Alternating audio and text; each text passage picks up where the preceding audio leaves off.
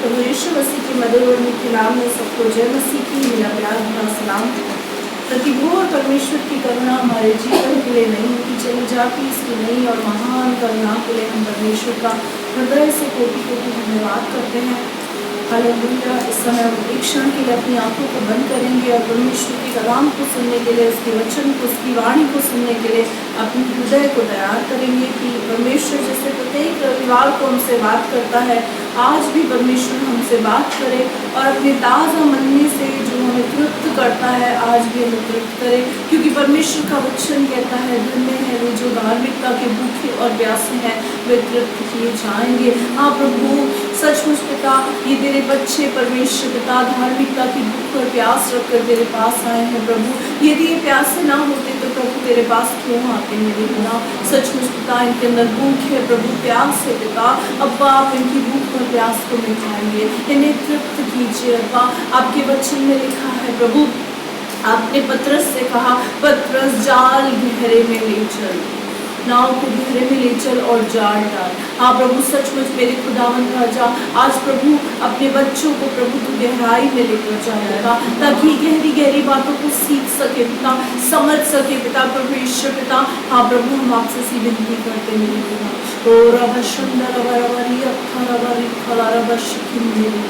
और आत्मा में मत्ती 10:20 के वचन के अनुसार अपने आप को आपके हाथों में देती पवित्र आत्मा। मैं कुछ नहीं परमेश्वर, सिर्फ तेरा एक माउथ पीस हो प्रभु, तो अपनी आत्मा को मुझ में रखकर मुझे इस्तेमाल कर।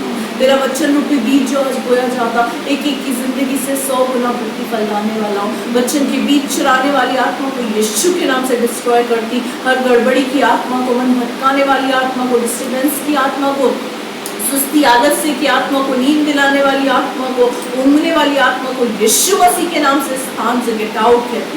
प्रभु तू काम कर, पवित्र आत्मा तू काम कर। मैं अपने आप को तेरे हाथों में तू काम कर। तेरे वचन के द्वारा तेरे बच्चों से बात कर। तेरा वचन दोधारी तलवार है प्रभु, तेरा वचन आग सा है, हथौड़े सा है प्रभु, तेरा वचन जीवित है प्रभु, प्रबल है पिता, बात करता है। तेरा वचन बात कर उन्हें दे पिता, ये तेरी आवाज को सुन सकें, इसी सामर्थ्य दे पिता। धन्यवाद कर दी तुम्हें दुआ को सुन यीशु के नाम से मांगते हैं। Hallelujah, hallelujah, hallelujah. आइए हम परमेश्वर के वचन में चलेंगे। पिछले रविवार को हमने परमेश्वर के वचन से सीखा कि किस प्रकार से शिमशोन के जीवन के अंदर जो एक अभिषिक्त व्यक्ति था, दलीला नाम की स्त्री जो संसार को दर्शाती है, उसके जीवन के अंदर आई और उसने उसके जीवन को तहस नहस कर दिया, उसके अभिषेक को खत्म कर दिया। लेकिन शिमशोन ने परमेश्वर से दुहाई दी परमेश्वर को और उस खोए हुए अभिषेक को पुनः प्राप्त किया। हालेलुया। मेरे प्रियो, हम ऐसे व्यक्तियों से अपने जीवन के अंदर, ऐसी वस्तुओं से, ऐसे व्यक्तियों से, ऐसे लोगों से दूर रहें जो हमारे अभिषेक के खोने का कारण है, जो हमारे अभिषेक को बर्बाद कर सकते हैं। हमें किसके साथ रहना है, किसके साथ उठना बैठना है, कैसा चलना है, ये सब बीते रविवार को मैंने बताया। अब हम किसी नए टॉपिक के अंदर आगे चलेंगे। यूहन्ना रचित सुसमाचार उसका 11वां अध्याय इसकी पहली आयत से हम यहाँ पढ़ेंगे। जो आज का हमारा टॉपिक है वो है असंभव को संभव करने वाला परमेश्वर। Hallelujah, hallelujah. हमारे जीवन के अंदर बहुत सी ऐसी बातें हैं जो हमें लगता है असंभव है, ये तो हो ही नहीं सकता, ये कैसे होगा, मैं बहुत बड़ी मुसीबत के अंदर फंसा हुआ हूँ, मेरे लिए कोई रास्ते नहीं खुल रहे, मैं बहुत फंस चुकी हूँ। ऐसे सवाल जब हमारे जीवन के अंदर आते हैं, उस स्थिति के अंदर जहाँ पर हमें लगता है सब कुछ असंभव है, अब कुछ भी नहीं हो सकता, ऐसी स्थिति के अंदर परमेश्वर किस प्रकार कार्य करता है आज हम वचन से देखेंगे। इसीलिए हमारे टॉपिक का नाम है असंभव को संभव करने वाला परमेश्वर। पढ़े बेटा।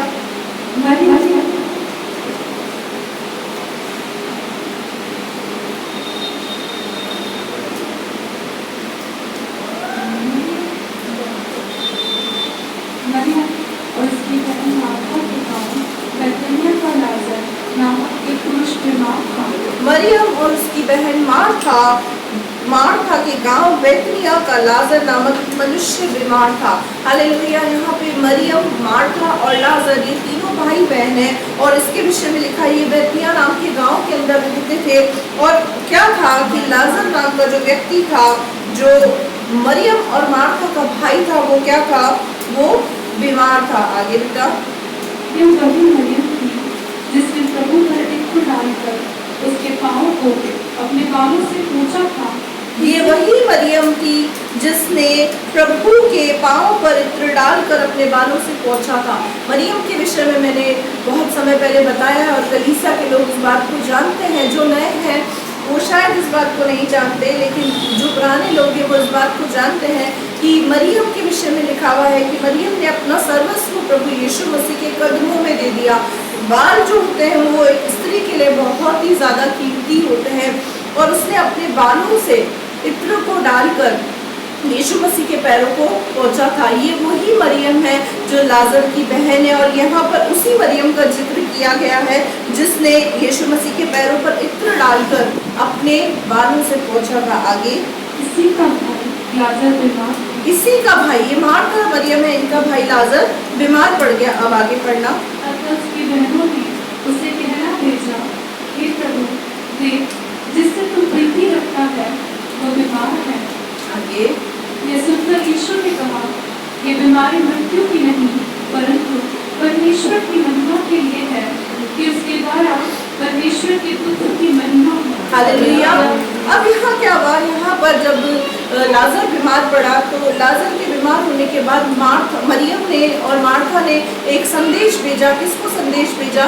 यीशु मसीह को संदेश भेजा कि जिससे तू प्रेम रखता है, जिससे तू प्रीति रखता है, वो लाजर बीमार है। और यहाँ पर यीशु मसीह ने क्या बोला? यीशु मसीह ने ये सब बातें सुनी। जब वो संदेश उसके पास पहुंचा, जिन लोगों ने इस बात के संदेश को पहुंचाया था, उन लोगों को यीशु मसीह ने क्या कहा कि ये बीमारी मृत्यु की नहीं है वरन परमेश्वर की महिमा की है, ताकि परमेश्वर की महिमा, परमेश्वर के पुत्र की महिमा परमेश्वर के द्वारा हो सके। हालेलुया।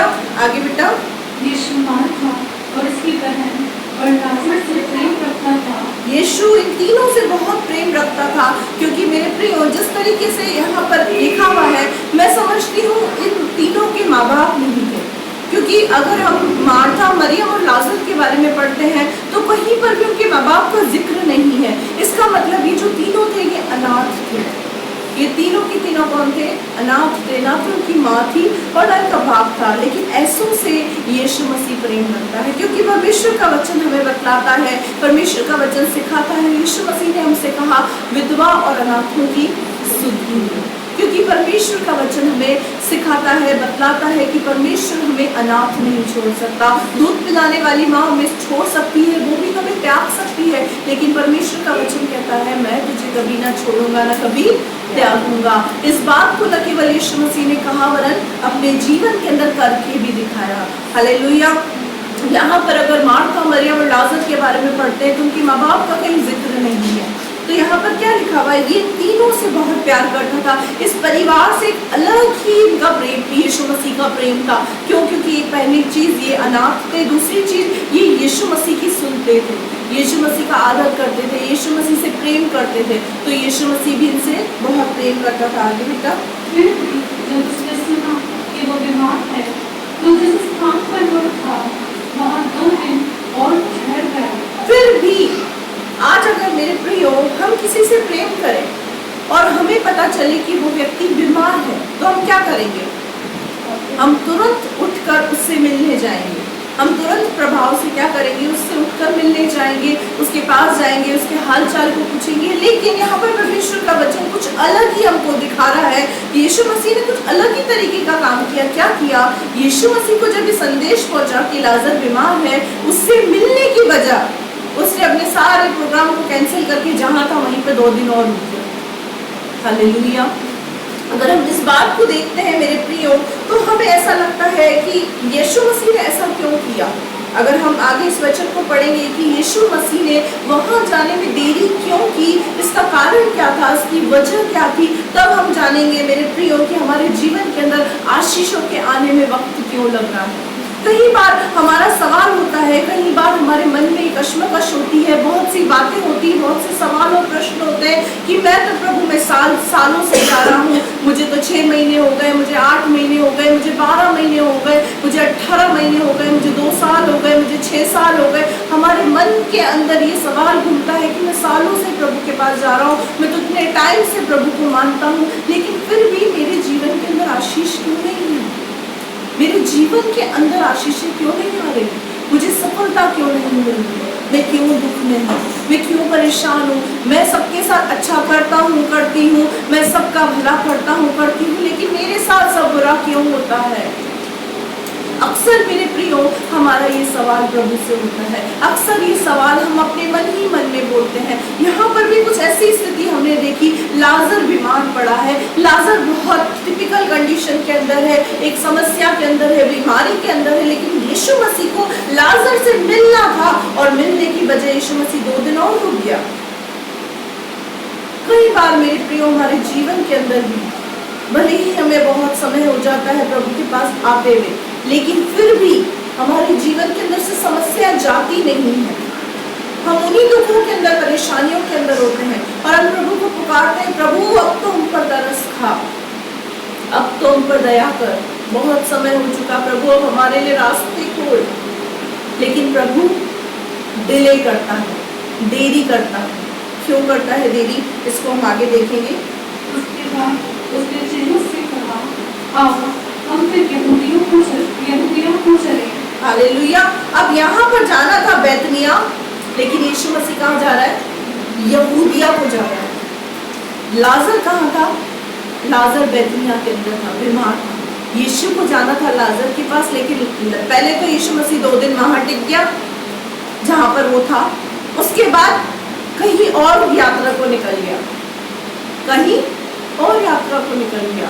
आगे यहाँ पर चेलों को क्या बोला? चलो हम यहूदिया को चले। आगे चेलों ने उससे कहा, हे रब्बी, अभी तो यहूदी तुझ पर पथराव करना चाहते थे, और क्या तू फिर भी वही चाहता है? अब यहाँ पर चेले यीशु मसीह को बोलते हैं, जिसको इनडायरेक्ट वे में बात कर रहे हैं। क्यों? क्योंकि गुरु है, गुरु से कैसे डायरेक्ट बोले। कई बार हम भी अपनी बातों को इनडायरेक्ट वे में बोलने की कोशिश करते हैं। यहाँ पर चेले क्या बोल रहे हैं? जहाँ जरूरत है तो वहां तो जा नहीं रहा है, और जो लोग तुझे पत्थर मार के तुझे नष्ट करना चाहते हैं, तो दोबारा वापस जाने की कर रहा है। तेरा ये फंडा हमको समझ नहीं आ रहा। कई बार मेरे प्रियो, परमेश्वर का फंडा हमें भी समझ में नहीं आता कि वो करना क्या चाहता है। कई बार उसकी योजना हम भी नहीं समझ पाते कि वो करना क्या चाहता है। और यहाँ पर भी कुछ ऐसा ही हम देख रहे हैं कि चेले उसको बोल रहे हैं, अभी तो यहूदी तुझ पर पथराव करना चाहते थे और तू फिर वापस यहूदियों के बीच में जाना चाहता है। आगे यीशु ने उत्तर दिया, क्या दिन के 12 घंटे नहीं होते? यदि कोई दिन में चले और ठोकर नहीं खाता, क्योंकि इस जगत का उजाला देखता है। हालेलुया। अब यहाँ पर यीशु मसीह चेलों से गूढ़ और गहरी बात बोल रहे हैं कि कोई दिन में चले तो वो ठोकर नहीं खाता। दिन और रात का मतलब क्या है मेरे प्रियो? अंधकार और ज्योति। अंधकार है शैतान और ज्योति है प्रभु यीशु मसीह। जो ज्योति में चलता है वो ठोकर नहीं खाता, जो यीशु के पीछे चलता है वो ठोकर नहीं खाता। लेकिन जो शैतान के पीछे चलता है, शैतान के काम करता है, जो भी गंदे काम है, पाप की लिस्ट है, वो आपको पता है, बार बार मुझे उसको बोलने की जरूरत नहीं है। जो गलत काम करता है, गंदे काम करता है, वो अंधकार में है, वो शैतान के पीछे चलने वाला व्यक्ति है। लेकिन जो ज्योति में चलता है, जो यीशु मसीह के पीछे चलता है, वो कभी ठोकर नहीं खाता। आगे परंतु यदि कोई रात में चले तो ठोकर खाता है, क्योंकि उसमें प्रकाश नहीं। या यदि कोई शैतान के पीछे चले, अंधकार में चले, तो वो अवश्य ठोकर खाएगा, क्योंकि उसके पास प्रकाश नहीं है। आगे उसने ये बातें कही और इसके बाद उनसे कहने लगा, हमारा मित्र लाजर सो गया है, परंतु मैं उसे जगाने चाहता हूँ। अब यहाँ वो स्थिति आ पहुंची है जो यीशु मसीह को यीशु मसीह 4 दिन तक यहाँ वहाँ भटकता रहा, और यहाँ पर क्या था? लाजर मर चुका है। जो यीशु मसीह का मित्र लाजर था वो मर चुका है। लेकिन यहाँ पर यीशु मसीह क्या बोल रहे हैं? मेरा मित्र लाजर सो गया है, मैं उसको जगाने चाहता हूँ। यहाँ पर चेले नहीं समझे, लेकिन यीशु मसीह मेरे प्रियो अंतर्यामी परमेश्वर है। वो भले ही यहूदिया के अंदर था, लेकिन बैतनिया के अंदर क्या हो रहा है उसकी सारी खबर उसको है। भले ही आज यीशु मसीह स्वर्ग में है, लेकिन हमारे जीवन के अंदर, हमारी जिंदगी के अंदर, हमारे परिवार के अंदर क्या स्थिति है उसको सब पता है। हम किस स्थिति के अंदर है, हमारे हालात क्या है, वो हालात, वो स्थिति यीशु मसीह को पता है।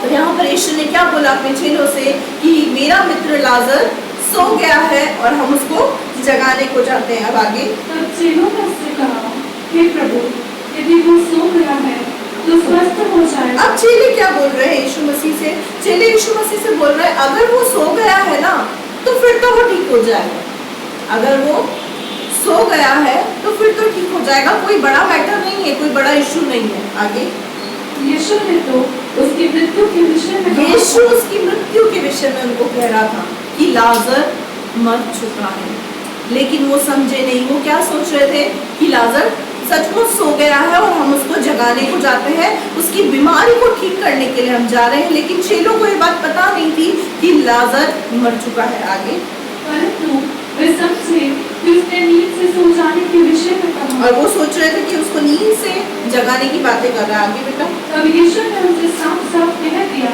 लाजर मर गया है। तब यीशु ने उनसे साफ साफ कह दिया। पहले यीशु मसीह ने क्या किया? कोड वर्ड में उनसे बातें की, लेकिन वो नहीं समझे। लेकिन यीशु ने फिर क्या कहा? सीधा सीधा उनसे कह दिया कि वो मर चुका है, लाजर मर चुका है। आगे, और मैं तुम्हारे कारण आनंदित हूँ कि मैं वहाँ न था, जिससे तुम विश्वास करो। और मैं तुम्हारे कारण आनंदित हूँ क्योंकि मैं तुम में उलझा रहा, मैं तुम में बिजी रहा। मैं इस वजह से तुम्हारे कारण आनंदित हूँ कि तुमने मुझे बिजी रखा ताकि तुम विश्वास कर सको। हालेलुया। आगे, परंतु अब आओ, अब यहाँ पर यीशु मसीह बोल रहा है इस बात को कि मैं इस बात से आनंदित हूँ कि मैं वहां पर था ही नहीं, मैं मौजूद ही नहीं था उसकी मृत्यु के पास। मेरे प्रियो, यीशु मसीह के पास संदेश आया कि तेरा मित्र लाजर बीमार है, लेकिन यीशु मसीह को वहां पहुंचना था। क्या हमारा दोस्त बीमार हो और हमें पता चले हम उससे मिलने नहीं जाएंगे? हम उससे मिलने जाएंगे। अगर वो हमारा बहुत अच्छा मित्र है तो भी, और अगर वो सिर्फ हमारा साधारण मित्र है, नॉर्मल फ्रेंड है, तो भी हम उससे मिलने जाएंगे। लेकिन यहाँ पर इस परिवार के साथ यीशु मसीह का बहुत ही ज्यादा अटैचमेंट था, बहुत ही ज्यादा। लेकिन उसके बावजूद यीशु मसीह इस परिवार के अंदर नहीं गया। और जब सो गया, जब लाजर मर गया, उस स्थिति के अंदर यीशु मसीह क्या कह रहा है? अच्छा था कि मैं वहां पर मौजूद ही नहीं था, ये बहुत अच्छा था, इस बात से मैं आनंदित हूँ। आगे, थोमा ने, जो दिदुमुस कहलाता है, अपने साथी चेलों से कहा, आओ हम भी उसके साथ मरने को चलें। हालेलुया। अब यहाँ पर मेरे प्रियो, यीशु मसीह के 12 चेले थे। 12 चेलों का रिएक्शन यीशु मसीह देखना चाह रहा था कि ऐसी स्थिति के अंदर जहाँ पर सब कुछ खत्म हो चुका है, ऐसी स्थिति के अंदर क्या मेरे चेले मेरे साथ चलते हैं? यहाँ पर यीशु मसीह अपने चेलों को परख रहा था। और यीशु मसीह ने क्या बोला? वो मर गया है और चलो हम उसके पास चलें। तो थोमा ने क्या बोला कि जरूर इसको संदेश पहुंचा था और ये खुद तो गया नहीं, हमको भी लेकर नहीं गया, फंसवाएगा और पिटवाएगा और मरवाएगा। तभी क्या बोल रहा है थोमा? आओ हम उसके साथ मरने को चले। ये तो मरने के काम कर रहा है और हमें भी मारने के काम कर रहा है, तो चलो चलते हैं मरने को। इसके बाद जब संदेश पहुंचा था तब ये गया नहीं, उसको बोला था बीमार था। बीमार वाली मिनिस्ट्री थोड़ी इजी रहती है, उस मिनिस्ट्री के अंदर कोई दिक्कत नहीं होती। बीमार है उस पर हाथ रखता, चंगे उसके लिए बोलता कि बीमारी दूर हो जाता। अब वो मर गया, उसके बाद वहां चल के ड्रामे करने चल रहा है। यहाँ पर जो चेले थे उनके बीच में कुछ इस प्रकार की टॉकिंग शुरू हो चुकी है। मैं ऐसा समझती हूँ कि वो जो वहाँ पे जो चेले थे आपस में यही बात बोल रहे थे। कई बार हम अपने जीवन के अंदर ऐसा ही पाते हैं। अगर सर में दर्द होता है, पेट में दर्द होता है, बुखार होता है, तो हम क्या सोचते हैं? यीशु मसीह ये तो ठीक कर सकता है, यीशु मसीह ये तो ठीक कर सकता है। लेकिन बड़ी बड़ी बीमारी, कैंसर, एड्स, इस तरीके की बीमारी यीशु मसीह ठीक नहीं कर सकता। मेरी ये जो छोटी वाली समस्या है ना, इसको प्रभु ठीक कर सकता है, लेकिन ये जो बड़ी समस्या है ना, इसका कुछ नहीं हो सकता। कई बार मेरे प्रियो, हम अपने मुंह से जो शब्द बोलते हैं, उन शब्दों की वजह से हम परमेश्वर की सामर्थ्य को कम कर देते हैं। कई बार हमारी समस्या को हम क्या करते हैं, अपने जीवन के अंदर बड़ा कर देते हैं और प्रभु की सामर्थ्य को अपने जीवन के अंदर छोटा कर देते हैं। कई बार हम किसी व्यक्ति के लिए बोलते हैं ये तो सुधर ही नहीं सकता, तो उस समय क्या किया अपन ने? उस समय हम क्या करते हैं, उस व्यक्ति की जो कमी है उसको बड़ा कर देते हैं और प्रभु की सामर्थ्य को छोटा कर देते हैं। कृपया करके अपने जीवन से ये गलतियां ना करें। हमारे जीवन में बड़ी बड़ी समस्याओं का समाधान नहीं होने का कारण हम खुद हैं, क्योंकि परमेश्वर का वचन बतलाता है हमारी जुबान के अंदर सामर्थ्य है। कई बार हम बड़ी समस्याओं के अंदर होते हैं और उन बड़ी समस्याओं के अंदर बैठे बैठे हम क्या बोलते हैं, इसका तो कुछ नहीं हो सकता। जब छोटी सी चीज होती है, कई बार हमने देखा है हमारा बुखार, हमारा सर दर्द यूं भाग जाता है, हमारा पेट का दर्द होता है, बुखार होता है, सर दर्द होता है, क्यों भाग जाता है? उसके लिए हमको विश्वास तगड़ा होता है। कैसा विश्वास होता है? अभी दुआ करूंगा और प्रभु मेरे को ठीक करेगा, अभी मैं प्रार्थना करूंगा और प्रभु मुझे चंगा करेगा। लेकिन जब बड़ी समस्या आकर हमारे सामने खड़ी हो जाती है, छोटी सी समस्या जो प्रभु के सम्मुख छोटी होती है, शैतान उसको प्रोजेक्टर पर हमको बड़ा करके दिखाता है और उस बड़ी समस्या को देखकर हम प्रभु को सीमित कर देते हैं। हमारा गॉड सीमित नहीं है, वो अनलिमिटेड गॉड है, उसकी कोई सीमाएं नहीं है काम करने की। तभी हमारे टॉपिक का नाम है असंभव को संभव करने वाला परमेश्वर। हमारे जीवन के अंदर जो चीज हमें प्रोजेक्टर पर बड़ी बड़ी दिख रही है, शैतान हमको बड़ी बड़ी दिखा रहा है और बोल रहा है देख कितनी बड़ी तेरी समस्या है, और हम उसको देखकर बोल रहे हैं ये तो दूर नहीं हो सकती, ये वाली समस्या दूर नहीं हो सकती, क्योंकि तो बहुत बड़ी है। उस बहुत बड़ी समस्या के आगे हम परमेश्वर को सीमित करके बहुत छोटा कर देते हैं। मेरे प्रियो, यहाँ पर चेले भी कुछ ऐसा ही कर रहे थे। आपस में इनकी क्या टॉकिंग चल रही थी चेलों की, कि जब वो बीमार था तो चंगाई हो सकती थी। बुखार था, सर दर्द था, पेट में दर्द था, भले ही वो सीरियस कंडीशन में आईसीयू में भी था ना, प्रभु तो उसको उठाकर खड़ा कर सकता था। तब तो तू गया नहीं। अब वो मर गया है तो तू हमको भी मरने को लेकर चल रहा है, पिटवाएगा तो उनको। तो क्या बोल रहा है थोमा, ये तो जा रहा है मरने को, आओ इसके साथ हम भी मरने को चलो। मेरे प्रियो, अपनी समस्या को प्रभु के सामने बड़ा न करें। हमारे जीवन के अंदर जो रुकावटें हैं, बाधाएं हैं, उसका कारण हम खुद हैं। हमारी जुबान है, जुबान, इस जीभ से जो हम शब्द बोलते हैं, ये नहीं हो सकता, नहीं होगा। पेट दर्द, सर दर्द, बुखार यूं भागता है, क्यों? क्योंकि हम बोलते हैं अभी दुआ करूंगा प्रभु मुझे उठा के खड़ा करेगा। वहां हमारा विश्वास काम करता है और हमारी जुबान से जो सामर्थ्य निकलती है वो परमेश्वर के वचन में काम करती है। लेकिन जब हम बोलते हैं नहीं हो सकता तो हम उसी में पड़े रह जाते हैं। इस समस्या का समाधान हो ही नहीं सकता। प्रभु बोलता है तू बिल्कुल ठीक होगा। क्यों?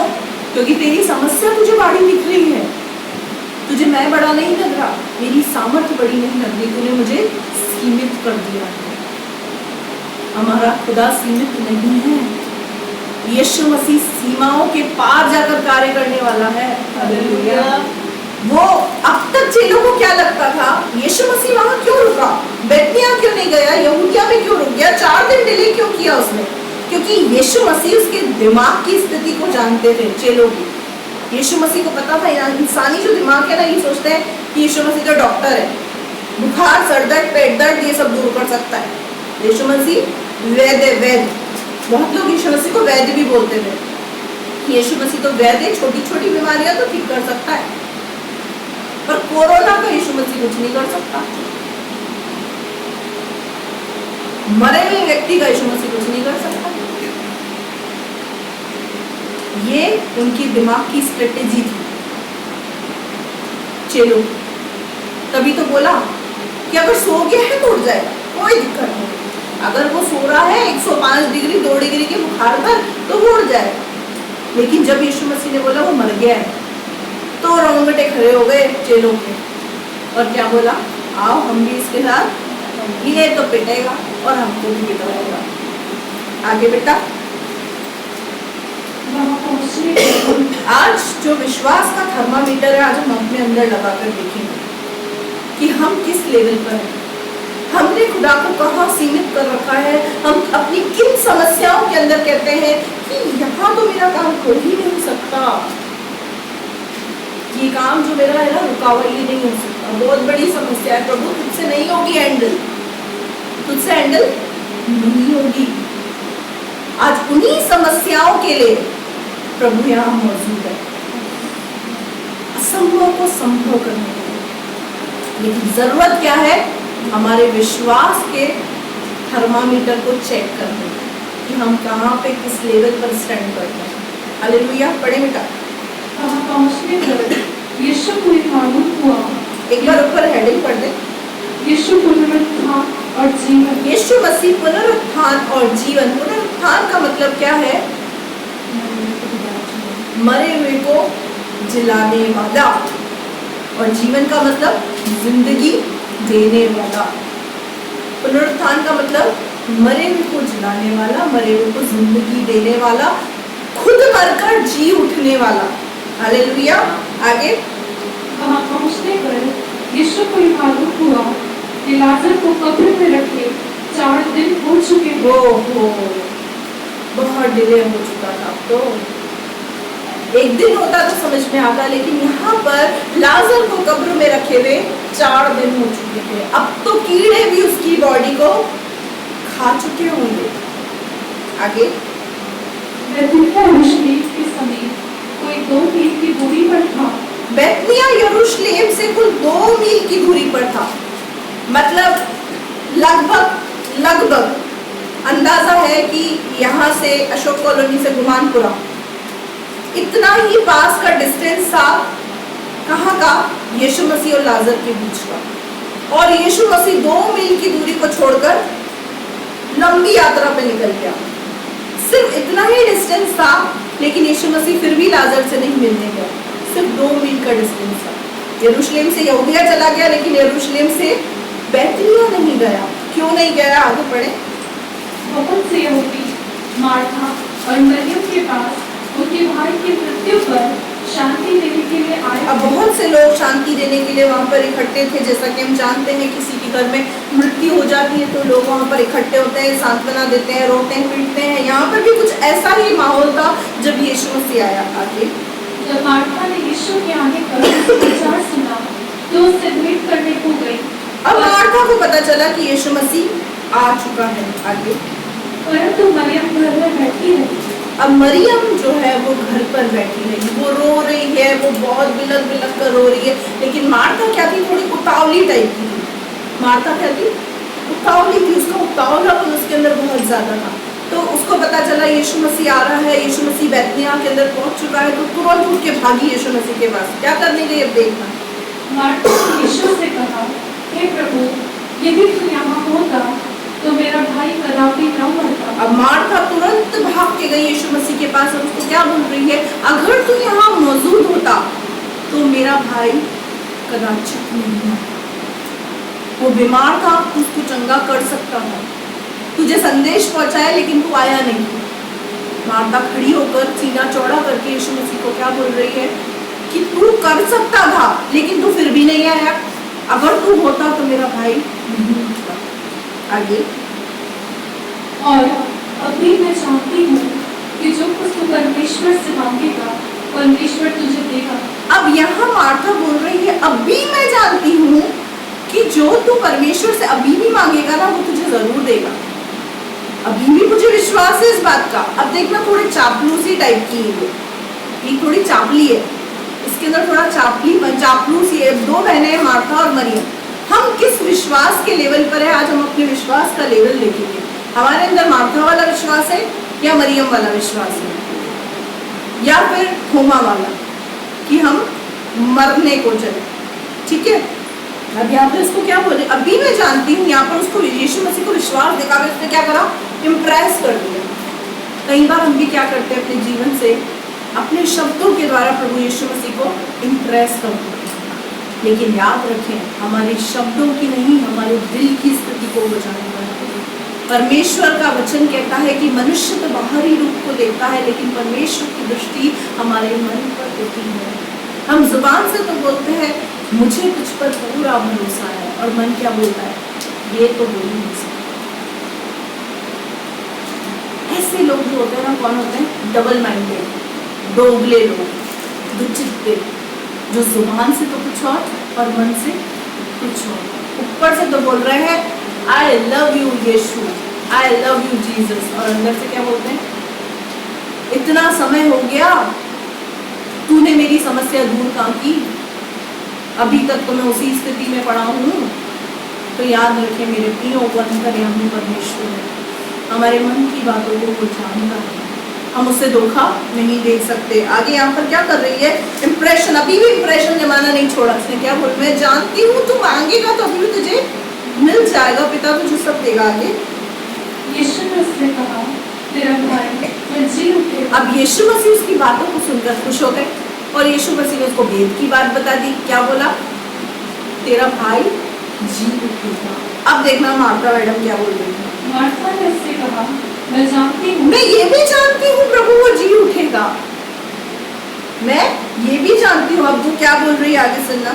मैं जानती हूँ कि अंतिम दिन में पुनरुत्थान के समय वह जी उठेगा। बहुत बढ़िया। पहले क्या बोला, पहले क्या बोला, मैं जानती हूँ कि तू अभी भी पिता से जो मांगेगा वो तुझे देगा, अभी भी तू मांगेगा तो तुझे वो देगा। उसके बाद यीशु मसीह ने बोला वो जी उठेगा।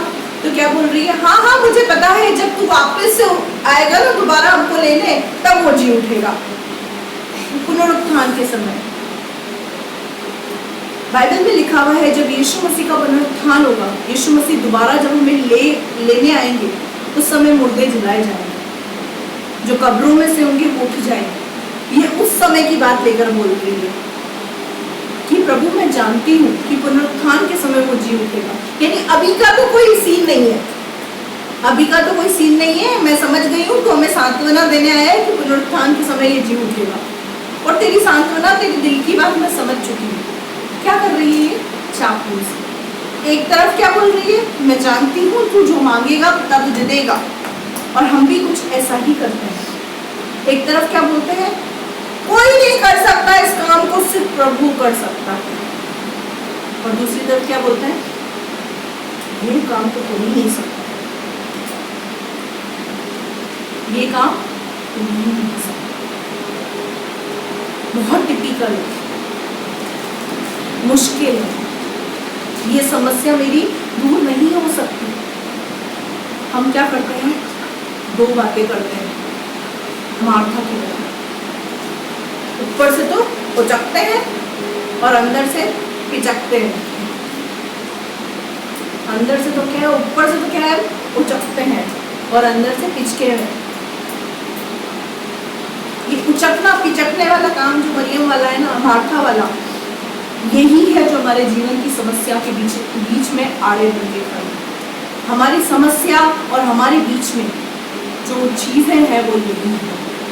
होना तो यही चाहिए कि हमको एक ही शब्द में कहना चाहिए, प्रभु तू कर सकता है, नहीं तू करेगा। हालेलुया। तू कर सकता है का मतलब क्या है, सकता है का मतलब क्या है, नहीं तू करेगा। विश्वास बोलता है करेगा, और शक बोलता है कर सकता है।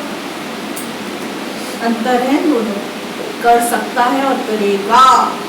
तू ही करेगा, तू ही करेगा का मतलब क्या है कि केवल तू ही कर सकता है, और तू भी करेगा का मतलब क्या है, थोड़े बहुत एफर्ट्स मैं और आसपास के लोग लगा लें। तू भी का मतलब और तू ही का मतलब में अंतर है। यहाँ पर मार्था क्या बोल रही है, मुझे पता है पुनरुत्थान के समय जी उठेगा। अब क्या सोच रही है, यीशु मुझे शाबाशी देगा, शाबाश, तुझे तो सब पता है, तू तो बाइबल की बहुत पढ़ने वाली है, बढ़िया ज्ञान है तुझे बाइबल का, तो तुझे पता है पुनरुत्थान तो हमें मुर्दे जिंदे हो जाएंगे। और कई बार हम भी ऐसा सोचते हैं कि प्रभु के दास दासी के सामने जाके खड़े होकर बोलेंगे विश्वास के साथ, मुझे पता है मेरी समस्या प्रभु दूर करेगा और हमें मिलेगी शाबाशी। लेकिन विश्वास का थर्मामीटर उस समय अगर उस व्यक्ति के अंदर लगाते हैं तो समझ में आ जाता है कि इसका लेवल कहाँ है। समझ में सब आता है मेरे प्रियो। यहाँ पर यीशु मसीह सब समझ रहा था। मार्था के स्वभाव को यीशु मसीह बहुत अच्छे से जानता है। आगे मार्था ने उससे कहा, मैं जानती हूँ।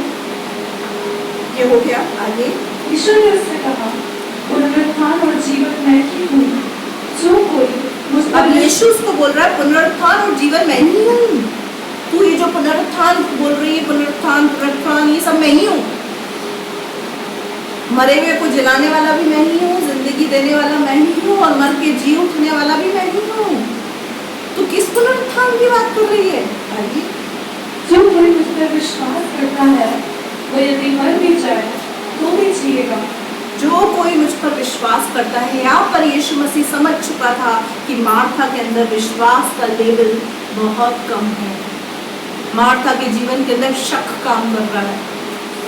इसीलिए यीशु मसीह ने क्या बोला कि यदि मुझ पर कोई विश्वास करेगा वो अगर मर भी जाए तो भी जिएगा। आगे और जो कोई जीवित है और मुझ पर विश्वास करता है वो अनंत काल तक न मरेगा। हालेलुया। आगे क्या तू इस बात पर विश्वास करती है? क्या तू इस बात पर विश्वास करते हैं? अभी यीशु मसीह से पूछ रहा है जो जीवित व्यक्ति है और मुझ पर विश्वास करता है वो अनंत काल तक नहीं मरेगा। क्यों? उसका शरीर खत्म हो सकता है लेकिन उसकी आत्मा अनंत काल तक जीवित रहेगी। हालेलुया। स्वर्ग का जीवन वो व्यक्ति पाएगा, उसके विषय में लिखा है। और यहाँ पर मार्था को क्या बोल रहा है यीशु मसीह, क्या तू इन बातों पर विश्वास करती है जो मैं तो बोल रहा हूँ? क्या बोलती है? उसने उससे कहा, हाँ प्रभु, मैं विश्वास करती हूँ कि परमेश्वर का पुत्र मसीह जो जगत में आने वाला था वो तू ही है। बहुत बढ़िया। इतने टाइम तक यीशु मसीह इसके साथ उठ रहा था, बैठ रहा था, उस समय इसको विश्वास नहीं हुआ। अब क्या बोल रही है? हाँ मुझे विश्वास है कि जो परमेश्वर का पुत्र था ना, जो आने वाला था, वो तू ही है। इससे पहले कहाँ थी मैडम? हम सालों से प्रभु के पास आते हैं, 5 साल तक प्रभु के साथ चल रहे हैं, उठ रहे हैं, मस्ती से जी रहे हैं, खा रहे हैं, पी रहे हैं, बपतिस्मा भी ले लिया, प्रभु को ग्रहण भी कर लिया, प्रभु भोज भी खाते हैं, सब कुछ करते हैं, सब कुछ। लेकिन हमको पता ही नहीं है कि परमेश्वर का पुत्र प्रभु यीशु मसीह ही था जो आने वाला था। वही यीशु है जो पुनरुत्थान की सामर्थ्य रखता है, जिसके पास जीवन है, जो सब कुछ कर सकता है, जो मुर्दे को जिला सकता है, जो मरी हुई अवस्था में काम कर सकता है, संभव को संभव कर सकता है। हम 5-5 साल 10-10 साल के विश्वासी हो जाते हैं, उसके बाद भी हमें नहीं पता। हम बहुत पुराने हो चुके हैं, उसके बाद भी हमको नहीं पता। हम बार बार अपने विश्वास से भटकते हैं, जैसे मार्था भटकती है। मार्था बहुत समय से यीशु मसीह के टच में रहने के बाद भी क्या बोल रही है? आज मुझे विश्वास हो गया तू ही है वो जो आने वाला था। तो इससे पहले क्या था? इससे पहले क्या था? मेरे प्रियो, 5 साल के बाद यीशु मसीह पर विश्वास करेंगे हम, 10 साल के बाद, यीशु मसीह को जानने के बाद, पहचानने के बाद, परखने के बाद भी अगर हम बोले हम अभी भी हमें शक है, तो वह शर्म की बात है, बहुत शर्म की बात है कि यीशु काम करेगा, कर सकता है, नहीं करेगा, ऐसा होगा, वैसा होगा, ये सब चीजें बोलना छोड़ दो। आगे अब हम देखेंगे मरियम के बारे में। यह कहकर वह चली गई और अपनी बहन मरियम को बुलाकर चुपके से कहा, गुरु यही है और तुझे बुलाता है। अब ये मार्था गई और फटाफट जाके मरियम को बोला कि गुरु तुझसे मिलना चाहता है। यहाँ पर यीशु मसीह मार्था से मिला, लेकिन यीशु मसीह की जो आंखें थी ना, वो मरियम को दी गई, क्योंकि मरियम के अंदर वो क्वालिटी थी जो यीशु मसीह को भाती थी। मरियम अक्सर उसके चरणों में बैठकर वचन को बहुत प्यार से सुनती थी और यीशु मसीह की कही हुई बात का आदर करती थी, उसे मानती थी। मरियम ने अपने जीवन के अंदर अपना पूरा सर्वस्व यीशु मसीह को दे दिया था। अपने बालों के द्वारा उसने उस इत्र को पहले उसने उसके पैरों का इत्र मला, उसके बाद आंसुओं से उसके पैरों को धोया, उसके बाद बालों से उसके पैरों को पोंछा। बड़ी खूबसूरती के साथ मरियम ने अपने जीवन के अंदर यीशु मसीह को प्रेम दिखाया था कि प्रभु मैं तुझसे अंदर से प्रेम करती हूँ। और यीशु जानता था इस बात को कि इसका प्रेम मेरे प्रति अद्भुत है।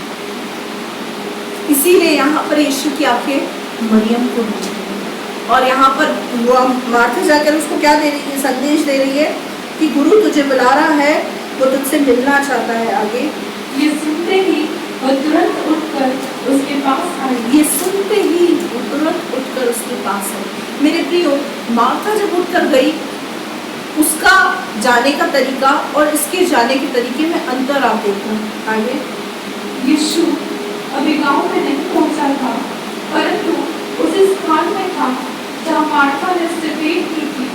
मार्था जहाँ उससे मिलने गई थी ना, वो उसी स्थान में था। अभी गांव के अंदर उसने पूरी तरह से एंट्री नहीं हुई थी। आगे सब जो यहूदी उसके साथ घर में थे और उसे शांति दे रहे थे, यह देखकर कि मरियम तुरंत उठ के बाहर गई है, यह समझे कि वह कब्र पर रोने को जाती है, तो उसके पीछे हो लिए। अब क्या हुआ, यहाँ पर मरियम के पीछे जो सारे गांव वाले थे, मार्था तो वहां से निकल चुकी थी, मरियम भी निकली, तो सबको क्या लगा कि ये 4 दिन से जो लाजर मर चुका है उसके दुख की वजह से बहुत दुखी है, इसीलिए क्या कर रही है, ये कब्र पर रोने जा रही है। तो चलो हम भी थोड़ा सा चल के तमाशा देख लें।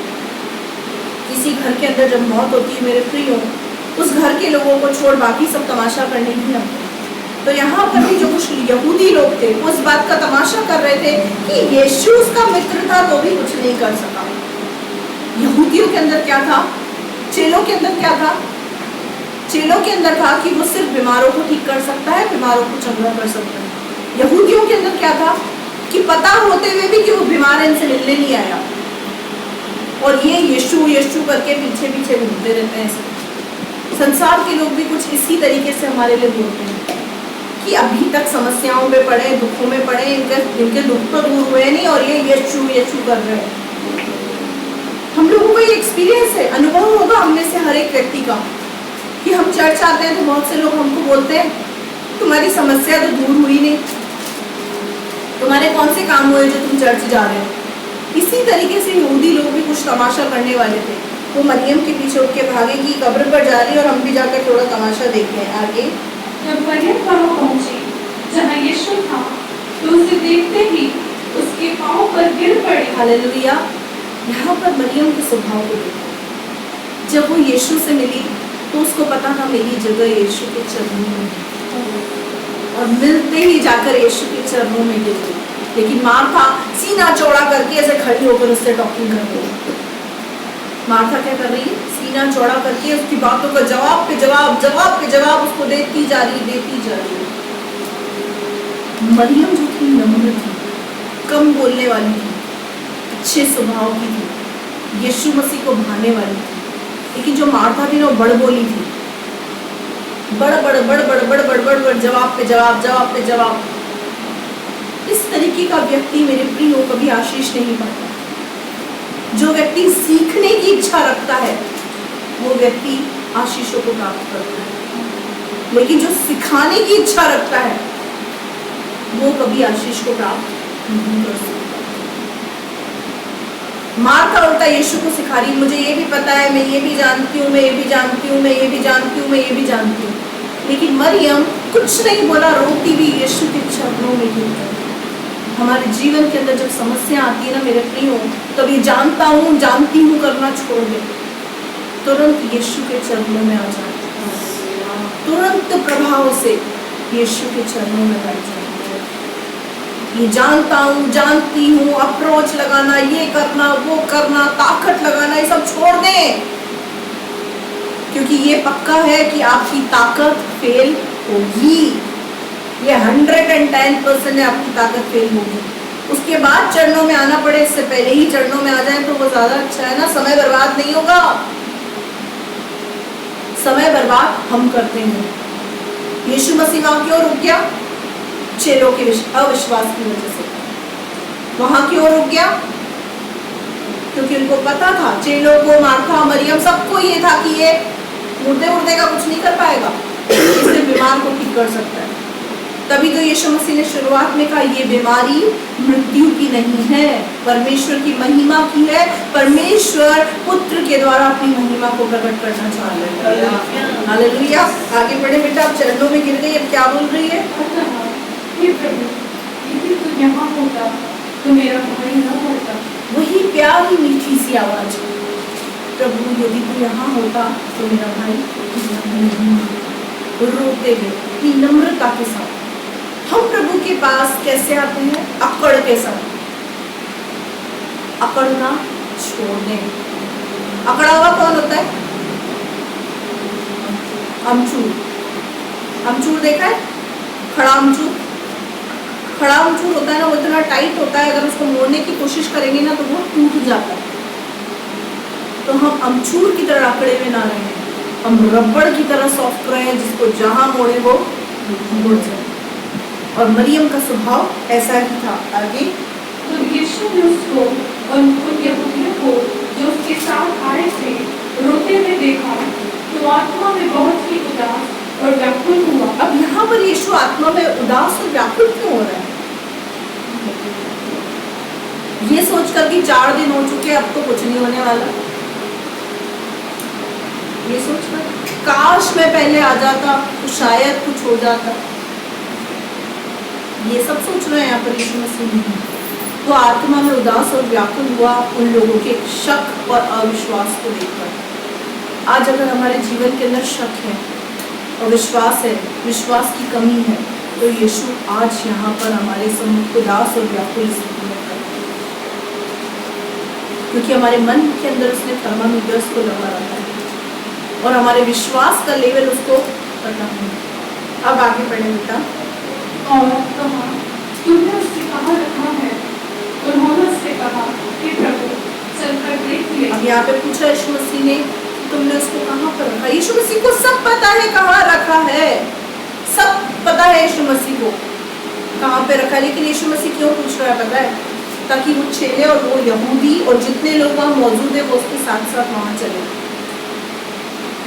और क्या बोला? हे प्रभु चल, हम तुझे दिखाते हैं वो कहाँ है। आगे यीशु बोला, यीशु अविश्वास की वजह से, शक की वजह से, विश्वास की कमी की वजह से क्यों रोए?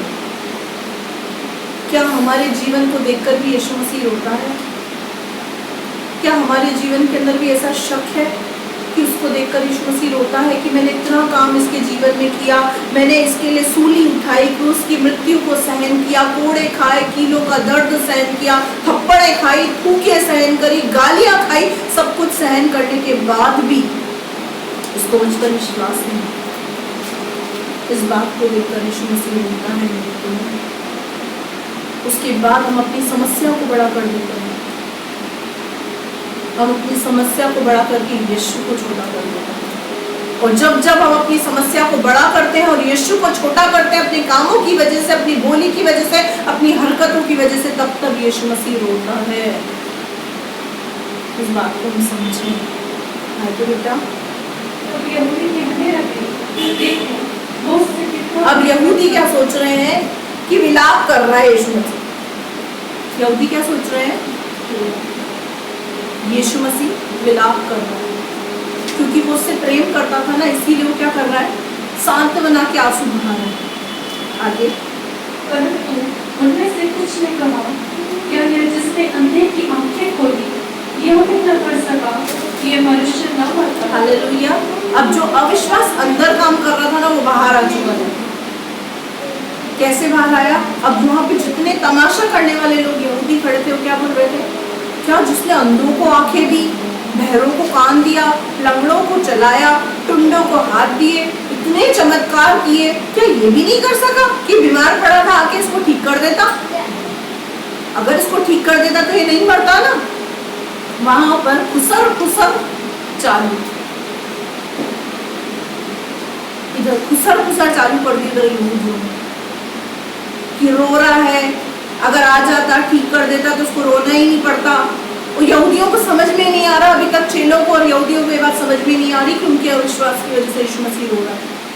वो क्या सोच रहे हैं कि पछतावा हो रहा है इसको कि काश मैं आ जाता, तो इजाजत नहीं है। आगे अब देखें। यीशु मन में फिर बहुत ही उदास होकर कब्र पर आया। ये और उदास हो गया जब यीशु मसीह ने ये बात सुनी ना, तो यीशु मसीह के मन में आया, अभी तक इनको ये पता है कि मैंने अंधों को आंखें दी, लेकिन इनको फिर भी विश्वास नहीं है। तो यीशु मसीह और उदास हो गया और व्याकुल हो गया। आगे। और एक गुफा थी और एक पत्थर उस पर रखा था। यीशु ने कहा, पत्थर हटाओ। उस मरे हुए की बहन मार्था उससे कहने लगी, हे प्रभु, उसमें से अब तो दुर्गंध आती है, क्योंकि उसे मरे 4 दिन हो चुके हैं। अब यीशु मसीह जब बोल रहा है कब्र से पत्थर हटाओ, तो मतलब कुछ ना कुछ उसके पीछे होगा ना। यीशु मसीह अगर बोलता है इस आज्ञा को पूरा करो, तो मतलब उसके पीछे कुछ ना कुछ आशीष छुपी हुई होगी ना। बट हमारी छोटी सी बुद्धि में ये बात फिट नहीं होती। अगर किसी से कहें कि इस आज्ञा को पूरा कर, प्रभु ये कह रहा है तेरे लिए, ये कह रहा है तो ऐसा कर, तो सामने वाला व्यक्ति क्या करता है? पतली गली से निकल लेता है, लेकिन भेजे में बात नहीं लगती। जानवर की छोटी सी बुद्धि में ये बात फिक्स है कि भले ही हम ना बोए ना काटे, लेकिन प्रभु हमें खिलाएगा पिलाएगा, हमें वही संभालेगा। लेकिन इंसान की बड़ी बुद्धि में ये छोटी सी बात फिट नहीं होती कि आज्ञा पालन में ही आशीष छुपी है। यहाँ पर हम भी मार्था के स्वभाव के ही हैं। जब यीशु मसीह ने बोला पत्थर हटाओ, तो मार्था उतावली फटाफट भागती भी है। क्या बोल ले, प्रभु अब तो 4 दिन हो चुके हैं, बदबू आ रही होगी बहुत गंदी सी, मरे हुए 4 दिन हो गए, ऐसा काम मत कर, मर जाएंगे हम लोग बदबू से। अब तो बहुत बदबू आ रही होगी क्योंकि उसको मरे हुए 4 दिन हो चुके हैं। अगर कल ही मरता तो हम समझते कि ठीक है, चल कोई बात नहीं, खोल में, लेकिन उसको 4 दिन हो चुके हैं। 4 दिन में तो गंदगी फैल गई होगी अंदर, कब्र के अंदर। लेकिन जब यीशु ने कहा ना पत्थर हटाओ, तो उसके पीछे आशीष छुपी हुई है। आपके जीवन के अंदर आज कौन से पत्थर हैं जिसको आप रख के बैठे हैं, जिसकी वजह से आपको आशीष नहीं मिल रही, आप जानते हैं। उस पत्थर को हटाने के लिए प्रभु यीशु मसीह आपको कह रहा है। यीशु नहीं हटाएगा, याद रखना इस बात को, क्योंकि अब हम दूध पीते बच्चे नहीं रहे, अब हम मैच्योर हो गए हैं। हम परमेश्वर के वचन को लगातार हर रविवार को सुन रहे हैं। परमेश्वर का वचन हमसे क्या चाहता है हम जानते हैं। अगर हम बोले नहीं प्रभु, अगर तू ऐसा चाहता है तो तू ही कर दे, तो यहाँ पर यीशु मसीह पत्थर हटा सकता था। यीशु मसीह उस पत्थर को हटा सकता था, लेकिन यीशु मसीह ने क्या बोला? वापस पढ़ना बेटा शायद को। यीशु ने कहा पत्थर हटाओ। यीशु ने कहा पत्थर हटा। तेरे और मेरे बीच में, तेरी और तेरी आशीषों के बीच में एक पत्थर है जिसको तूने रखा है, उस पत्थर को हटाओ। अगर हम अपने जीवन से उस पत्थर को नहीं हटाएंगे तो कदाचित उन आशीषों को प्राप्त नहीं कर सकते जो प्रभु ने हमारे लिए रखी। अगर प्रभु ने हमें अपने जीवन के अंदर, प्रभु हमसे कुछ आज्ञा पालन को चाहता है, अगर हम वो नहीं करेंगे हमें आशीष नहीं मिलेगी। हम परमेश्वर की महिमा को कदाचित नहीं देख सकते, नहीं देख पाएंगे। स्पष्ट बोल रही हूं मैं यहाँ से, उस पत्थर को आपको हटाना होगा जो यीशु और आपके बीच का पत्थर है, जो आपकी आशीषों और आपके बीच का पत्थर है। वो क्या है आप जानते हैं, और नहीं जानते हैं तो प्रभु से पूछे, वो आपको जरूर बताएगा क्या पत्थर है। आगे यीशु ने उससे कहा, क्या मैंने तुझसे नहीं कहा था? अब मार्था जो खुदकती हुई यहाँ पर आई, उछलती हुई, कूदती हुई, तो यीशु मसीह ने उसको क्या आंसर किया? क्या मैंने तुझे नहीं कहा था? क्या नहीं कहा था? यदि तू विश्वास करेगी, यदि तू विश्वास करेगी तो परमेश्वर की महिमा को देखेगी। परमेश्वर की महिमा को देखेगी। अभी थोड़ी देर पहले ही मैंने तुझे बोला था, यदि तू विश्वास करेगी तो परमेश्वर की महिमा को देखेगी। फिर भी तूने खुदकना बंद नहीं किया, फिर भी उचकती हुई खुदकती हुई आ गई। कई बार प्रभु यीशु मसीह हमको आत्मा में बोलता है कि धीरज रख, विश्वास कर, मैं करूंगा। लेकिन हम क्या करते हैं? खुदकते हैं, उचकते हैं, फिर भी बोलते जाते हैं। पता नहीं कब समस्या दूर होगी, होगी भी नहीं होगी, क्या पता ये समस्या जिंदगी भर मेरे ऊपर रहेगी, क्या मैं ऐसा ही रहूंगा, मैं ऐसी ही रहूंगी। उस समय परमेश्वर बोलता है आत्मा में हमसे, क्या मैंने तुझसे नहीं कहा यदि तू विश्वास करेगी तो परमेश्वर की महिमा करेगी। बट हमारा विश्वास क्या होता है? बात बात पे ताक पे चला जाता है, उसको ताक पे रख देते हैं। जैसे ये हिलकोरे खा रही है ना विश्वास में, टंडोले मंडोले, ऐसा विश्वास डोल रहा है इसका बार बार। अब यहाँ पे यीशु उसको बोल रहा है यदि तू विश्वास करेगी तो परमेश्वर की महिमा को देखेगी। आगे तब उन्होंने उस पत्थर को उठाया। उन्होंने यीशु के कहने से पत्थर को हटाया। यीशु ने पत्थर नहीं हटाया, पत्थर हमको हटाना पड़ेगा। जो प्रभु बोल रहा है वो हमको करना पड़ेगा, चाहे प्यार से चाहे ताड़ना से, पर करना पड़ेगा। परमेश्वर का वचन बहुत खूबसूरती से इस बात को बोलता है। पहले मैं इंसानों के बारे में बताती हूँ। इंसान क्या बोलते हैं? इंसानों का क्या कहना है? जब घी सीधी उंगली से ना निकले तो उंगली टेढ़ी करनी पड़ती है। ये इंसानी लैंग्वेज है। जब घी सीधी उंगली से ना निकले तो उंगली टेढ़ी करनी पड़ती है। तो आपका बनाने वाला कितना खतरनाक होगा, सोच लीजिए। जब आपको इतनी बुद्धि दी है खुदा ने कि उंगली सीधी उंगली से नहीं निकल रहा तो उसको टेढ़ी करके खींचो, पर घी तो निकालना है हमको। तो बनाने वाले में कितनी ताकत और कितनी बुद्धि होगी, सोचे तो सही। क्योंकि उसका वचन कहता है मैं सीधे के साथ अपने आप को सीधा दिखाता और टेढ़े के साथ मैं भी अपने आप को तिरछा कर देता हूँ। जो टेढ़ा है ना, मैं भी तिरछा हो जाता हूँ उसके लिए, और तिरछा होकर उसको सुधारना, उसको सीधा करना जानता हूँ। क्योंकि मैं बाप हूँ, मैं पिता हूँ, मैं अधिकार रखता हूँ। हम मिट्टी हैं, वो हमारा कुम्हार है। जब शेप बिगड़ जाता है ना बर्तन का, तो कुम्हार क्या करता है? दोबारा से उसको रखता है, उसके ऊपर मिट्टी लगाता है, उसको जम के उसकी धुलाई करके वापस से उसके शेप को ठीक करता है। नहीं करता है? किसी मिट्टी के बर्तन का शेप बिगड़ जाए तो कुम्हार उसको दोबारा से बनाता है, उसको तोड़कर। तो वो हमारा कुम्हार है और हम उसकी मिट्टी हैं। बिगड़े हुए शेप को वो पसंद नहीं करेगा, सुधारेगा, भले उसको तिरछा होना पड़े, ताड़ना देनी पड़े, उसको लट लेकर भी खड़ा होना पड़े ना, वो खड़ा हो जाएगा, क्योंकि वो हमारा बाप है। आगे अब यहाँ पर पत्थर फट गया, अब आगे क्या होगा? यीशु ने आंखें उठाकर कहा, हे पिता, मैं तेरा धन्यवाद करता हूँ कि तूने मेरी सुन ली है। अब यहाँ पर यीशु मसीह ने कोई प्रार्थना की नहीं। यीशु मसीह की जीवन ही एक प्रार्थना थी। उसका जो जीवन था ना, उसका आज्ञा पालन का जीवन, पवित्रता का जीवन, वो पिता को ऐसा भाता था कि यीशु को प्रार्थना करने की यहाँ जरूरत ही नहीं पड़ी। वो सिर्फ परमेश्वर के साथ एक रिश्ता पूरी रात भर बनाता था, बैठकर अपने पिता से बातें करता था, पूरी रात बैठकर उससे बातें करता था। लेकिन जब वो दिन में चलता फिरता था ना, तो उसको प्रार्थना करने की जरूरत नहीं पड़ती। जो बंद कोठरी का रिलेशनशिप होता है ना मेरे प्रिय, वो ओपन ही काम करता है। जो हमारा खुदा के साथ अंदर का रिश्ता होता है, बंद कोठरी का, ऊपरी रिश्ता नहीं कि चर्च में आए हाथ उठा के बड़ी बड़ी प्रार्थनाएं कर रहे हैं, कुछ नहीं होगा। उससे सिर्फ लोग प्रसन्न होंगे। क्या सोचेंगे? बड़ी ही प्रार्थनावादी, बड़ा ही प्रार्थनावादी है, क्या तो प्रार्थना करती है, क्या तो प्रार्थना करता है। बस खुदा की तरफ से कोई अवार्ड, कोई रिवार्ड नहीं मिले। लेकिन यहाँ पर यीशु ने क्या कहा?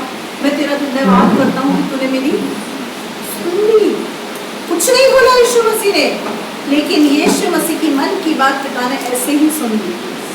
समझ गया पिता कि क्या करना चाहता है मेरा बेटा, और मुझे उसका सपोर्ट करना है, उसकी हेल्प करनी है।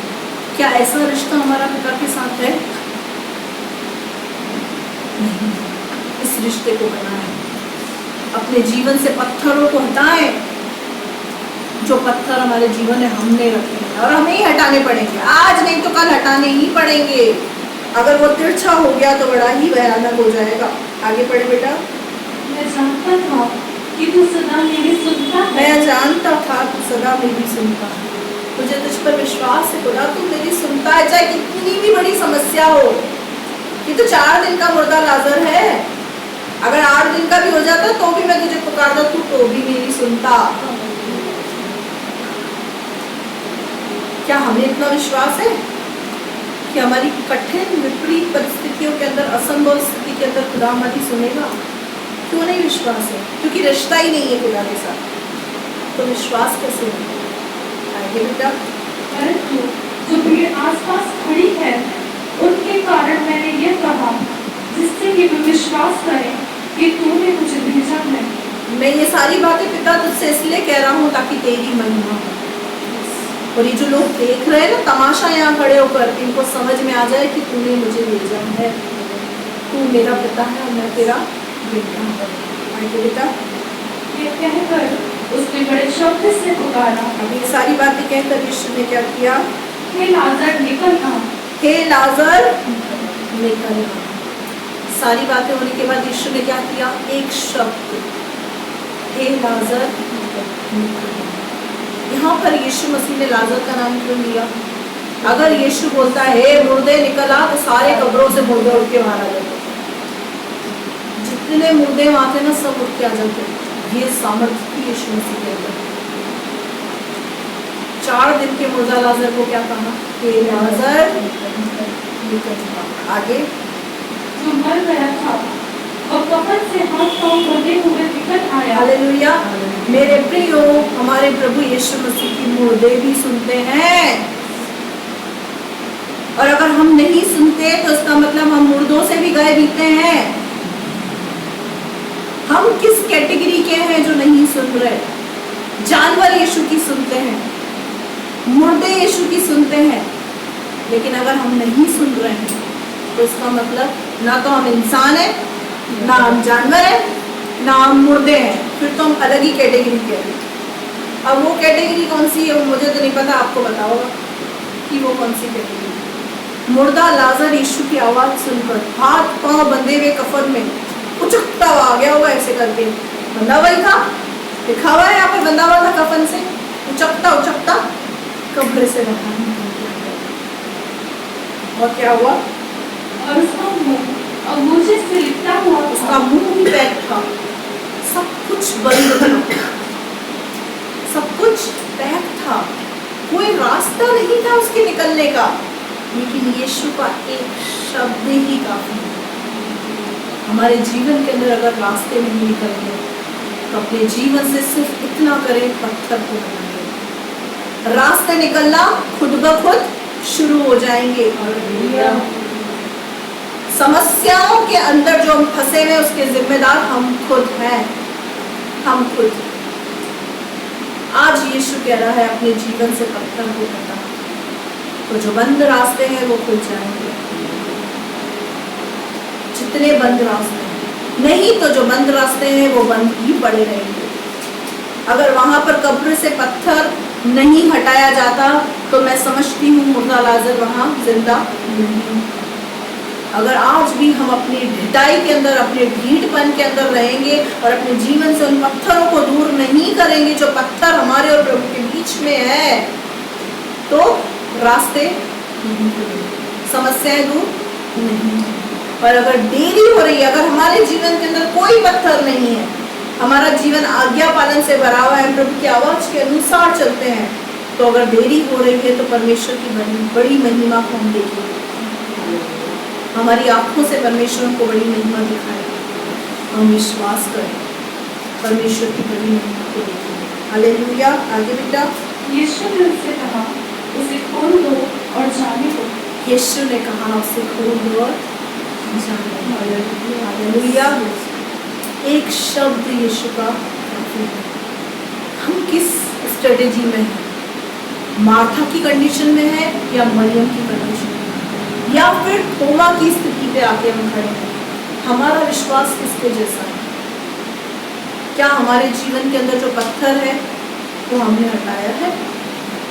हम प्रार्थना करते हैं, प्रभु पत्थर हटा दे, प्रभु पत्थर हटा दे, प्रभु पत्थर हटा दे, रुकावट दूर कर दे प्रभु। और प्रभु क्या बोलता है? पत्थर हटाओ, तू पत्थर हटाओ। प्रभु क्या बोलता है? तू ये काम कर, पहले तू मेरे निकट आ, फिर मैं तेरे निकट आऊंगा। ये परमेश्वर का वचन कहता है। हालेलुया। पहला कदम रख कर तो दिखा, कैसी मोहब्बत है तेरी। तू सिर्फ एक कदम आएगा, मैं 10 कदम तेरे पास चल के आऊंगा। वो बात है, एक कदम बढ़, मैं 10 कदम बढ़ूंगा। तेरा एक कदम तो मुझे दिखे तो मैं अपने 10 कदम बढ़ूं। तो पहले पत्थर हटाओ। आशीष उन पत्थरों के बाद है। रुकावटें उसके बाद दूर होंगी, रास्ते खुलने शुरू हो जाएंगे। नहीं तो पड़े ही रहेंगे अंदर कब्र के। हमारी समस्याएं कैसी होती है? बड़ी बड़ी समस्याएं कब्र के समान होती है, नहीं होती है? जेल के समान, पिंजरे के समान। क्यों नहीं निकल पाते हम उससे? क्योंकि पत्थर जो हमने रखा है उसे हम हटाना नहीं चाहते। तो हम उसी तरीके से बंधे हुए शैतान के बंधनों से उस कब्र में पड़े रहेंगे। फिर यीशु की आवाज हम नहीं सुन पाएंगे। क्यों? क्योंकि पत्थर हमारे जीवन से हमने हटाया ही नहीं, तो उसकी आवाज कहाँ से सुनेंगे? हालेलुया। मेरे प्रियो, यहाँ पर यीशु मसीह ने परमेश्वर की महिमा के लिए देरी की, ताकि वो चेलों को, यहूदियों को ये बात दिखा सके कि मैं केवल बीमारों को चंगा नहीं कर सकता, मैं मुर्दों को भी जिला सकता। अब्राहम को विश्वास था, सारा को इस बात पर विश्वास था कि परमेश्वर बंद को कब खोलने वाला है। सारा को, जो हमारी माता है, आत्मिक माता है, उसको ये विश्वास था कि परमेश्वर बंद को कब खोलने वाला है। लेकिन उसको ये नहीं पता था कि जब सारे सिम्टम्स खत्म हो जाए उसके बाद भी परमेश्वर बच्चा देने की सामर्थ्य रखता है। परमेश्वर का वचन रोमियो 4 के अंदर कहता है कि अब्राहम की मरी हुई दशा के अंदर सारा के सारे सिम्टम्स खत्म हो गए थे। ऐसी स्थिति के अंदर जब सब कुछ खत्म हो चुका था, स्थिति असंभव की स्थिति में चली गई थी, जीरो की स्थिति में चली गई थी, उस जीरो की स्थिति में परमेश्वर ने काम किया। हालेलुया। हमारे जीवन के अंदर भी बहुत सी ऐसी बातें होंगी जो हमें असंभव लगती होंगी। हम भी जीरो की स्थिति पे खड़े होंगे, लेकिन उस जीरो की स्थिति पर खड़े होकर अब्राहम ने परमेश्वर पर विश्वास किया। शरीर से अब्राहम निर्बल था, लेकिन विश्वास में परमेश्वर का वचन कहता है वो निर्बल नहीं हुआ। तो परमेश्वर ने बड़ी आशीष अब्राहम को दी।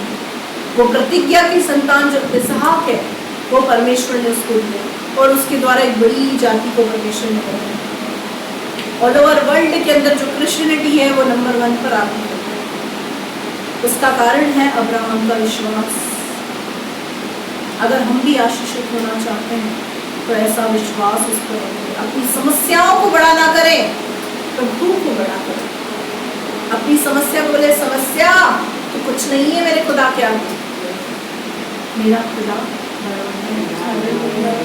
तेरी सीमा हो सकती है, लेकिन उसकी कार्य करने की सीमा से भी पार शक्ति है उसके अंदर।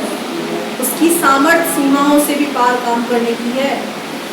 वो सीमित गॉड नहीं है, वो अनलिमिटेड गॉड है। उसकी कोई लिमिट नहीं है और तू उसको बांध नहीं सकती। हालेलुया। क्या हम अपने जीवन से पत्थर हटाने को तैयार हैं?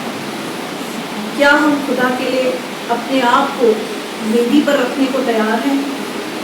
क्या अपने जीवन को रखने को तैयार हैं? क्या आज्ञा पालन करने को तैयार हैं? क्या हम अभी भी नहीं समझेंगे? क्या हम उस दिन का इंतजार कर रहे हैं कि परमेश्वर अपने आप को हमारे लिए तिरछा कर दे? अपनी आंखों को बंद करें। हर एक जन अपनी आंखों को बंद करेगा, अपने जीवन पर मेडिटेट करेगा। मेरे प्रियो, हम इंसान हैं। जब घी निकालने के लिए हम अपनी उंगली टेढ़ी कर सकते हैं, तो वो खुदा है जिसने आपको और मुझे बनाया है।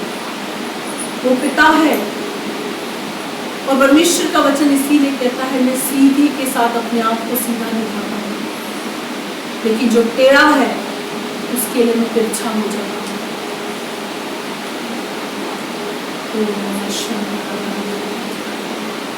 क्या आप चाहते हैं परमेश्वर आपके लिए भी तिरछा हो जाए?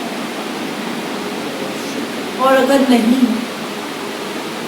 तो अपने जीवन से पत्थर हटाएं।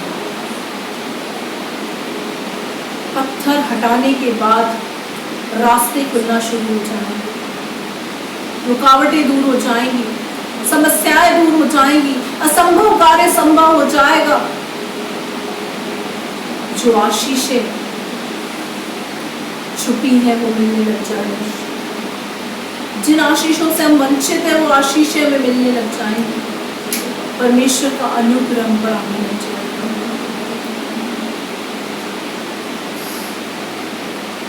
वाह, कठोर हृदय को तुम उतार तेरे बच्चों को। यहज के 36-26 के वचन के अनुसार मांस का हृदय तू देगा। तेरा वचन कहता है जब तुम उसके शब्द को सुनो तो अपने मन को कठोर ना करो, क्योंकि परमेश्वर का वचन कहता है जब मैंने तुझे पुकारा तूने नहीं सुनी, जब तू मुझे पुकारेगा पुकारेगी मैं भी नहीं सुनूंगा। मेरे प्रियो, वक्त है अभी, हम समझ सकते हैं, संभल सकते हैं। कहीं ऐसा दिन ना आ जाए जब यीशु मसीह कहे कि मैं नहीं जानता तू कौन है, I don't know who are you. वो बहुत दुख की घड़ी होगी जब प्रभु हमसे कहेगा कि मैं नहीं जानता कि तू कौन है। हम इन बातों को कब समझेंगे मेरे प्रियो? यीशु मसीह यहूदियों के अपने चेलों के अविश्वास को देखकर शक के कारण वहां रोया, उदास हो गया, व्याकुल हो गया। क्या आज भी हम अपने जीवन से प्रभु यीशु को बार बार रुलाते हैं? हम कहते तो हैं प्रभु हम तुझसे प्यार करते हैं, मेरे प्रियो जिससे हम प्यार करते हैं उसे रुलाते नहीं है। लेकिन अगर हम यीशु को रुला रहे हैं तो उसका मतलब हम उससे प्यार नहीं करते। अगर आज वो उदास है हमारी वजह से तो उसका मतलब हम उससे प्यार नहीं करते। हम धोखेबाज हैं, हम 420 हैं, हम हिल्लेबाज हैं, विश्वासघाती हैं। प्रभु तेरे वचन सुनने के अनुसार चलने की तो समझते खुदा, क्या विश्वासघाती बने तेरे सम्मुख रहेंगे खुदा? क्या बार बार तेरी आंसुओं की वजह बने रहेंगे खुदा? तू बोलता रहेगा पत्थर हटाओ, हम नहीं हटाएंगे खुदा। क्या विश्वास में हम पड़े रहेंगे खुदा? प्रभु तेरे पास जो कुछ था तूने हमारे लिए न्यौछावर कर दिया, उसके बाद भी हम ऐसे ढीठ हैं, हम विश्वासी हैं, हमारे अंदर शक है खुदा, हमें शर्म आनी चाहिए खुदा, हम इंसान कहलाने के लायक भी नहीं खुदा। मुर्दे भी तेरी सुनते हैं खुदा, हम किस कैटेगरी के हैं? हम किस कैटेगरी के हैं? मुर्दे भी तेरी सुनते हैं खुदा, लेकिन हम पापा तू काम कर। आज तेरे बच्चों की कठोरता को दिखाओ दे खुदा। यहजकेल 36-26 के वचन के अनुसार माफ कर दे, तेरे वचन को सुनकर उस पर चलने का हृदय दे खुदा। पत्थर हटाने की सामर्थ्य तेरे बच्चों को तू दे खुदा। 110% विश्वास करने की ताकत दे, सामर्थ्य पिता का कि मेरे वचन को सुनकर उस पर चल सके खुदा। अपने मन को कठोर ना करे खुदा, हम नाश ना हो खुदा। तुझे रुलाने वाले नहीं प्रभु, तुझे आनंद देने वाले बने खुदा, ताकि तू हमारे विषय कहने पाए देख मेरी प्रिय पुत्र, मेरी प्रिय पुत्री है जिससे मैं प्रसन्न हूँ। ऐसा बनाते खुदा तो हमें देखकर खुश होगा। तुझे हमारे लिए तिरछा होने की जरूरत ना पड़े खुदा, ऐसा बना दे खुदा।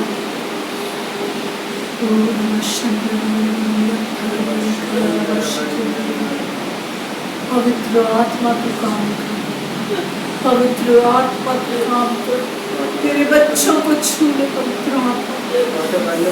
पुनरुत्थान की सामर्थ के साथ, पिन्तेकुस्त की सामर्थ के साथ पवित्र आत्मा तेरे बच्चों को छू ले। रबशंदर बरवरिया थरवरी खरवशिकी रिगंडर बरवरिया थरवशंद बवया सिखिते। ओ रबार बार बार बार बार बार बार बार बार बार बार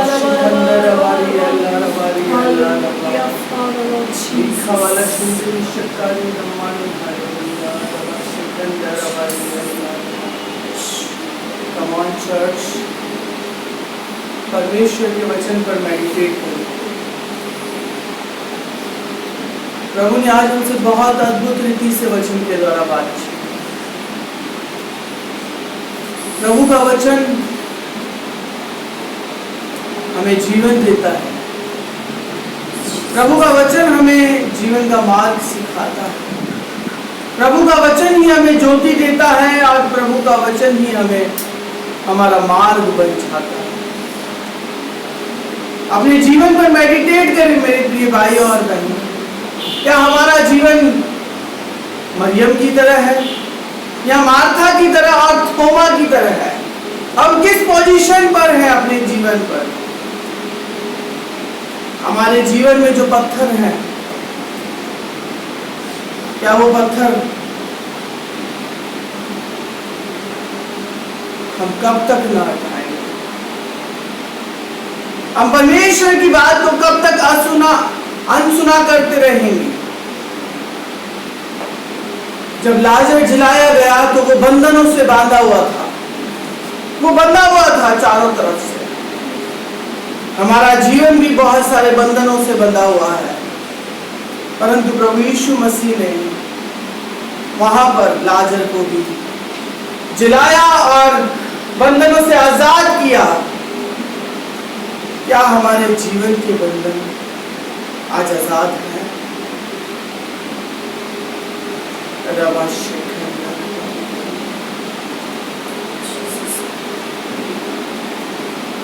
हमारे जीवन की पोजीशन किस ओर है? क्या कभी हम दाएं कभी बाएं और खड़े रहते हैं? हम कौन से सोते के हैं?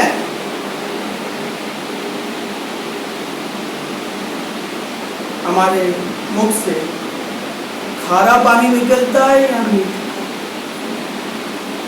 हमारा जीवन किस प्रकार का है? मेरे प्रिय भाई और बहन, आज परमेश्वर ने वचन के द्वारा हमसे बहुत अद्भुत रीति से बात की। सुबह से अब तक परमेश्वर हमारे साथ भला बना। प्रभु ने आराधना के बाद में भी हमसे बहुत अद्भुत रीति से बात की।